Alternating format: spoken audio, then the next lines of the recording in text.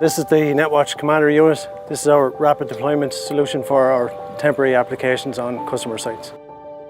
The Commander is essentially a 4-camera self-contained system. We have all the Netwatch key attributes to it. It has our IP camera systems, recording, video analytics, and our audio intervention system self-contained as well.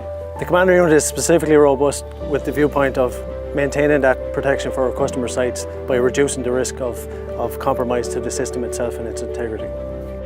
The Eco Commander is an evolvement of the traditional Commander model that we had, our Marines version. The Eco Commander is specifically targeted for customers where locations don't have any infrastructure in terms of power, they don't have broadband, they don't have availability to mount cameras even.